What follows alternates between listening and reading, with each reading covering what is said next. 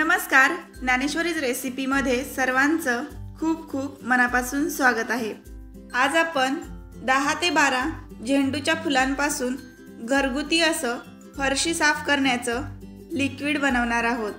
हे लिक्विड अगदी 10 मिनिटात तयार झालं तरी 6 महिन्यापर्यंत आरामात टिकून राहतं, अजिबात ते खराब सुद्धा होत नाही। वर्षभर म्हटलं तरी सुद्धा हे लिक्विड जसंच्या तसं तुम्हाला राहिलेलं दिसून येईल। कितीही दिवसाचं तुम्ही बनवू शकता, 2-3 महिन्याचं बनवा किंवा 6 महिन्याचं बनवा, त्याचा रिझल्ट सुद्धा खूप छान आहे।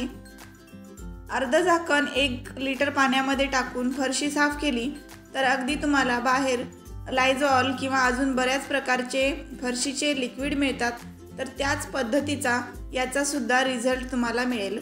फुलांमुळे वास सुद्धा छान येतो आपल्या लिक्विडचा, शिवाय ते घरगुती आहे। खूपदा देवासाठी आपण फुले आणतो, म्हणजे बघा सणावारासाठी सुद्धा आणतो। दसऱ्यासाठी आणली होती ती फुलं ही शिल्लक आहेत। आता दिवाळीसाठी परत फुलं घरात येतील झेंडूची, तेव्हा ते सुद्धा थोडेफार शिल्लक राहतीलच, तर ते फुलं आपण वापरून किंवा त्याचा पुनर्वापर देखील करू शकतो। देवाला वाहिलेली फुलं असतात, त्याचा सुद्धा इथे पुनर्वापर करता येतो। म्हणजे ती फुलं जर आपण विसर्जित केली पाण्यात तर ती वायाच जातात, त्यापेक्षा पाण्याचं सुद्धा तिकडे दूषित असं पाणी होतं आणि मग तिकडे आपल्या पर्यावरणाचा सुद्धा खराबा होतो, नाश होतो। त्यापेक्षा मग आपण फुलांचा जर या पद्धतीने वापर केला तर एक फरशी पुसण्याचं लिक्विड तयार होईल घरच्या घरी, आणि इथे फुलांचा वापर सुद्धा चांगल्या प्रकारे आपल्याला करून घेता येईल। आता याचं लिक्विड बनवण्यासाठी मी चांगली फुलं निवडून घेतलेली आहेत आणि बरीच फुलं अशी शिल्लक राहिलेली असल्यामुळे मी ठरवलं की आता पहिलं लिक्विड संपतच आलेलं आहे माझं, मी झेंडूच्याच फुलाचं बनवते।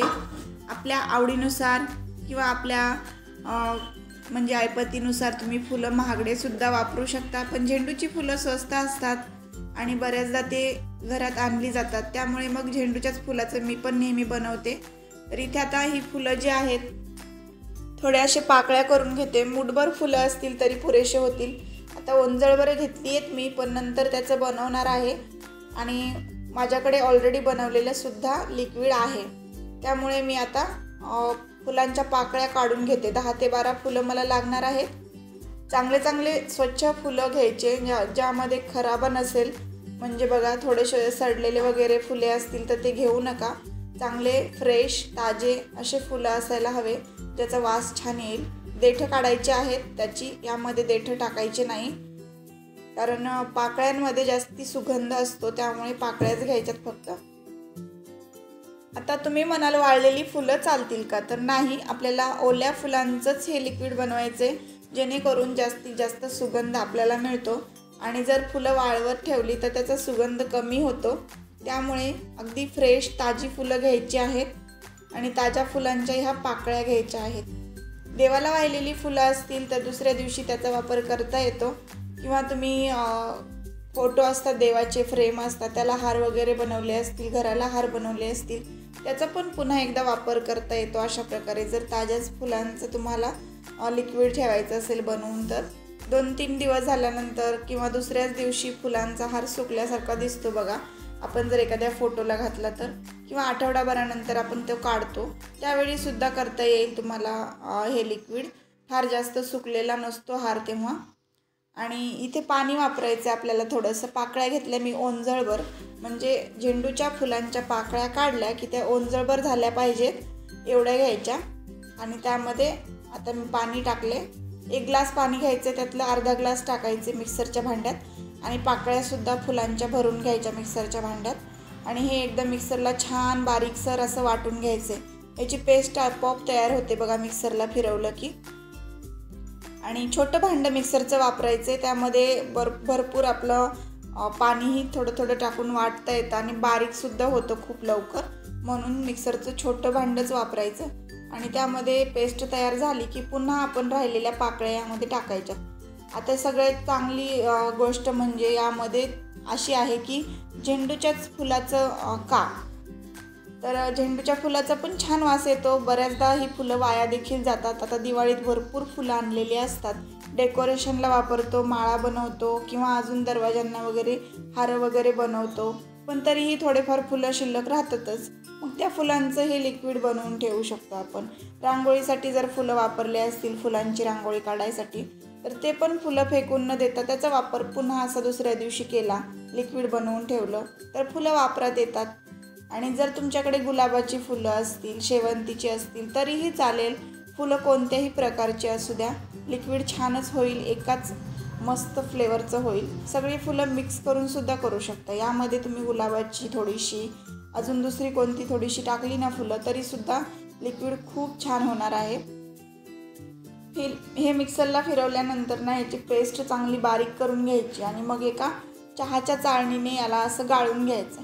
आता चाळणी ही अशा प्रकारची प्लास्टिकची असते ना, तर ती बारीक असते खूप छान अशी, किंवा मग तुम्ही सुजीची चाळणी असते त्या चाळणीनं देखील हे लिक्विड चाळू शकता. तर हे लिक्विड चाळल्यानंतर इतकंच आहे की या लिक्विडमध्ये कण जाता कामा नये. आपल्या चोथा जो उरलेला आहे चाळणीवरती, त्याचं एकही कण जाऊ द्यायचा नाही आहे, म्हणजे फ्रेश लिक्विड आपल्याला मिळून जाईल. आणि पाण्यासारखंच ते लिक्विड दिसणार आहे खाली तुम्हाला. बघा, अजिबात त्यामध्ये दाटसरपणा, घट्टपणा दिसत नसतो, कारण आपण फक्त फुलांचा रस काढून घेतला आहे, तोही पाणी टाकून त्यामध्ये, आणि मग ते पाण्यासारखंच लिक्विड छान तयार झाले. फक्त यामध्ये आलेला आहे तो फुलांचा सुगंध, आणि कलरसुद्धा थोडा बदललेला आहे. आता थोडं मिक्सरच्या भांड्यात पाणी टाकलं आहे. सगळं मिळून पाणी एकच ग्लास आहे. मी अजून एक्स्ट्रा पाणी अजिबात घेतलं नाही. एकच ग्लासमध्ये हे तयार झालेलं लिक्विड आहे.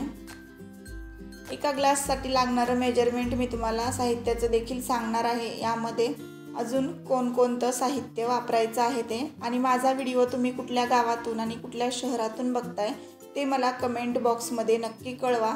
आणि पूर्ण व्हिडिओ बघा. बारीक सारीक टिप्स आहेत ज्यामुळे हे लिक्विड जास्त स्ट्रॉंग आणि जास्तीत जास्त दिवस टिकण्यासाठी काही टिप्स सांगितलेल्या आहेत, त्या देखील कामी येतील. आणि पूर्ण व्हिडिओ बघितल्यानंतर जर तुम्हाला खरंच व्हिडिओ आवडला, यूजफुल वाटला, तर व्हिडिओला लाईक करा आणि तुमच्या मित्रपरिवारासोबत हा व्हिडिओ शेअर करा. इथे आता मी चांगलं चाळणीवरती काढलेला आहे चोथा सगळा. यामधून जेवढं लिक्विड निघत होतं तेवढं मी दाबून असं चमच्याने काढलं आहे. आणि आता हा जो चोथा उरलेला आहे हा काय करायचा तुम्ही म्हणाल, तर याचं सुद्धा मी रिसायकलिंग छान केलेलं आहे. काय करते मी, नेहमीच झाडांना हा फुलांचा जर चोथा आपण टाकला तर झाडांची वाढ खूप छान होते, हिरवीगार झाडं होतात. आणि सगळ्यात महत्त्वाचं, अगदी फुलांचं खात आहे हे, त्यामुळे याला वाळवायचं अगोदर एका पेपरवर टाकून, एका अशा प्रकारे कागदावर टाकायचं हे. आणि मी दरवेळेस जेव्हा लिक्विड बनवते ना, त्याचा चोथा उरतो आणि मी तो असा पेपरवर वाळवून घेते. आणि नंतर मग तो तुळशीमध्ये किंवा अजून मनी प्लांटमध्ये, वेगवेगळे आपले इंडोर प्लांट असतात त्यामध्ये जर तुम्ही हे टाकलं तर याची झाडांची ग्रोथ आहे ना ती फटाफट होते, फास्ट होते. शिवाय झाडांना फंगस लागत नाही, किडी लागत नाहीत, किंवा अजिबात खराब होत नाही झाडं. ओलावा पटकन असा छान त्याच्यामध्ये टिकून राहतो. आणि त्यामुळे मातीसुद्धा आपली स्ट्रॉंग किंवा पौष्टिक माती बनते, जी झाडांसाठी गरजेची असते. त्यामुळे मग झाडांची वाढसुद्धा चांगली होते. तर अशा पद्धतीने फुलांचा एकही पार्ट वाया जाणार नाही याची आपण पूर्णपणे काळजी घेतलेली आहे. म्हणजे इथे आपण लिक्विड तर बनवलेलंच आहे फरशी पुसण्यासाठी, पण फुलांचा जो चोथा उरला होता त्याचंसुद्धा आपण त्याला ड्राय करून उन्हामध्ये, कडकडीत उन्हात वाळवून त्याचं खत बनवून आपण झाडांना घालू शकतो. ही आयडियासुद्धा मी तुम्हाला सांगितलेली आहे. नक्कीच तुमच्या लक्षात आलं असेल, फुलांचा कुठलाच पार्ट वाया घालवू नका, फुलं कधीही फेकून देऊ नका. त्यानंतर इथे मी आता उरलेलं पाणी ग्लासमध्ये होतं ते सगळं टाकलं. पूर्णपणे पाणी एकच ग्लास वापरलेला आहे. आणि झेंडू मिक्सरला फिरवल्यानंतर झेंडूची फुलं, त्याचा कलर थोडासा मेहंदीच्या कलरचा झालेला आहे, बघू शकता. पण याचा कलर पूर्ववत करण्यासाठी आणि याला जास्तीत जास्त दिवस टिकवून ठेवण्यासाठी, म्हणजे वर्षभरासाठी जरी म्हटलं तरीसुद्धा हे लिक्विड खराब होऊ नये म्हणून यामध्ये एक गोष्ट आपण टाकणार आहोत, ती म्हणजे इथे मी चमच्याने 15 ते 20 चमचे मी जवळजवळ हे टाकलेलं आहे व्हिनेगर. तर हे 15-20 चमचे टाकत बसायची गरज नव्हती. मी हे ग्लासने मोजून पाव ग्लास टाकलं असतं तरी देखील चाललं असतं, पण माझ्या लक्षात आलं नाही आणि मी तुम्हाला चमच्याने टाकत दाखवत बसले. तर त्यामुळे खरंच तुम्हीसुद्धा काय करा, असं चमच्याने टाकत बसण्यापेक्षा एक ढोबळ मेजरमेंट मी तुम्हाला सांगते आणि ते व्यवस्थितसुद्धा होतं. अगदीच थोडंसं 1-2 चमचे इकडे तिकडे झालं तरी काही हरकत नाही. 1 ग्लास पाणी असेल तर पाव ग्लास तुम्हाला विनेगर घ्यायचं आहे। विनेगरसुद्धा फार कमी किमतीमध्ये आता कोणत्याही दुकानामध्ये उपलब्ध आहे, फार जास्त महागडं नाही आहे। यामध्ये भरपूर वेळा तुम्ही फरशीचं लिक्विड बनवू शकता सफाईसाठी, क्लिनिंगसाठी। मी खूप वेळा सांगितलेलं आहे बऱ्याच व्हिडिओजमध्ये की विनेगरचा वापर कशा पद्धतीने करू शकतो ते। इथे लिक्विडचा कलर पूर्वरत झालेला आहे, अगदी फुलांसारखा पिवळा कलर झाला आहे जेव्हा आपण यामध्ये विनेगर टाकलं तेव्हा। त्याच्या आधी त्याचा कलर जो होता तो मेहंदी कलरचा झालेला होता। नक्कीच तुम्ही इथे रिझल्ट बघितला असेल, लगेचच लक्षात येतं याचा कलर कसा झाला ते। आणि याला टिकवून ठेवण्यासाठी सुद्धा आपला आता विनेगर काम करणार आहे। एका रिकाम्या बाटलीमध्ये हे लिक्विड मी भरून ठेवलंय। सगळं लिक्विड छान चमच्याने अगोदर ढवळून घ्यायचं आणि मग भरायचं बाटलीमध्ये। आता एक माझी रिकामी फ्लोअर क्लीनरची बाटली होती, म्हणजे मी अगोदर विकत आणलेलं होतं फ्लोअर क्लीनर, तर त्याची बाटली पडलेली होती तर त्यामध्येच भरले। प्लास्टिकच्या कोणत्याही बिसलरीच्या बॉटलमध्ये किंवा अजून कोणत्याही बॉटलमध्ये तुम्ही हे लिक्विड भरून ठेवू शकता आणि याचा वापर 6 महिने, वर्षभर कधीही करू शकता। एक संपली बाटली तर दुसरी वापरा, दुसरी संपली तर तिसरी वापरा। अशा पद्धतीने एकदाच तुम्ही काय करा, जर दिवाळीची फुलं असतील, ती उरली असतील तर त्यापासून हे लिक्विड बनवा।